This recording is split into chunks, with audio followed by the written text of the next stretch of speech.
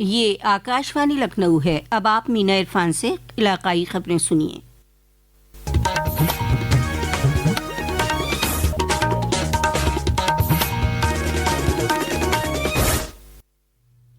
Invest U P اور اتر پردیش غذائی تحفظ اور ادویات انتظامیہ کے اشتراک سے آج لکھنؤ میں فارما کانکلیو کا انعقاد کیا گیا. اس کا مقصد ریاست کو ملک کے اعلیٰ فارماسیوٹیکل اور میڈیکل ڈیوائس تعمیر مرکز کے طور پر قائم کرنا ہے. اس پروگرام میں فارما شعبے کی کئی مشہور کمپنیوں کے نمائندوں نے شرکت کی.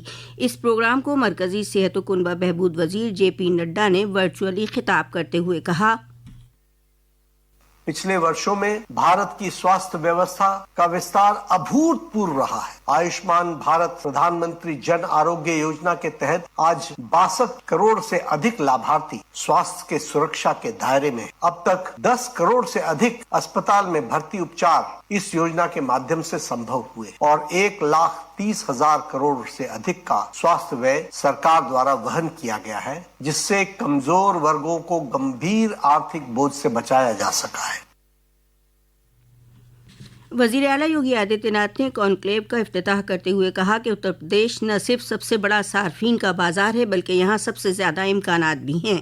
انہوں نے کہا، للت پور संसाधनों की दृष्टि से भी बहुत महत्वपूर्ण जनपद होने के नाते हम लोगों ने प्रदेश के पहले फार्मा पार्क के लिए वहां पे लैंड अधिग्रहित किए और अब वहां पर उसे विकसित करके आवंटन की कार्रवाई को हम लोगों ने तेजी के साथ आगे बढ़ाना प्रारंभ किया. मेडिकल डिवाइस पार्क के लिए देश का जो सबसे बड़ा इंटरनेशनल एयरपोर्ट इसी से सटे हुए लगभग 350 एकड़ के एक क्षेत्रफल में हम लोगों ने मेडिकल डिवाइस पार्क के निर्माण के कार्यक्रम को आगे बढ़ाया है और तेजी के साथ इसे हम विकसित कर रहे हैं. وزیر ریل اشونی ویشنو نے کل نئی دلی میں میڈیا کو خطاب کرتے ہوئے بتایا کہ اتر پردیش میں ریلوے کے لیے 20,000 کروڑ سے زیادہ کی رقم مختص کی گئی ہے. انہوں نے بتایا کہ اتر پردیش کو 2 نئی ہائی اسپیڈ ریل کوریڈور دلی وارانسی اور وارانسی سلیگوڑی ملے ہیں. ان پروجیکٹوں کے مکمل ہونے سے دلی سے وارانسی اور آگے مشرقی ہند تک کا ریل کا سفر محفوظ اور باسہولت ہو جائے گا. اتر پردیش کے لیے ایک بار پھر ریکارڈ بجٹ ایلوکیشن ہوا ہے ریلوے کا 20,012 کروڑ اور اتر پردیش میں جو ہم نے پرومس کیا تھا کہ 1,00,000 کروڑ روپے کے پروجیکٹ ہوئیں گے تو وہ قریب پہنچتے اب 92,000 کروڑ روپیز کے ٹوٹل پروجیکٹس ہو گئے ہیں. مانیہ پردھان منتری شری نریندر مودی جی نے اتر پردیش کے لیے 2 نئے بلیٹ ٹرین پروجیکٹ کا سینکشن کیا ہے کل بجٹ میں. پہلا ہے دلی سے وارانسی، دوسرا وارانسی سے سلیگوڑی. الیکٹریفیکیشن بہت تیزی سے ہوا ہے. اتر پردیش 100% الیکٹریفائی ہو چکا ہے اور امرت بھارت اسٹیشن کے تحت 157 اسٹیشنز کا نو نرمان ہو رہا ہے اور کئی ریسنٹلی امرت بھارت ٹرینز چالو ہوئی ہے.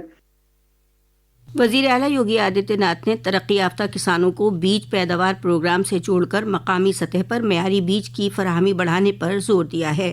انہوں نے ریاست میں آئندہ 5 سالوں میں کم سے کم 5 سیڈ پارک قائم کرنے کی بھی ہدایت دی.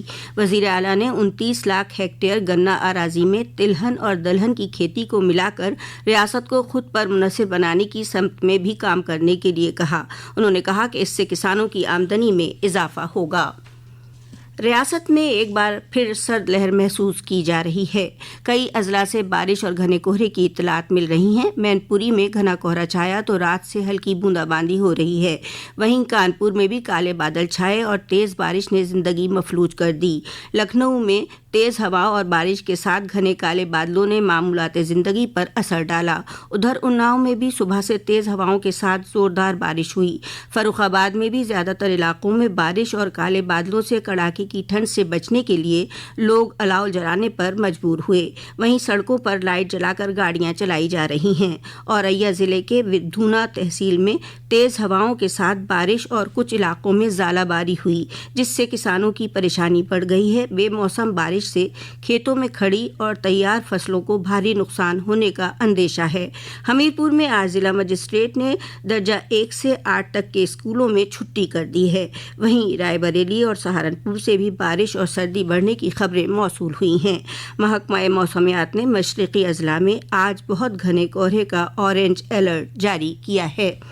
اسی کے ساتھ آکاشوانی لکھنؤ سے علاقائی خبروں کا بلیٹن اب ختم ہوا. اگلا بلیٹن دوپہر 2 بجے FM سے نشر کیا جائے گا.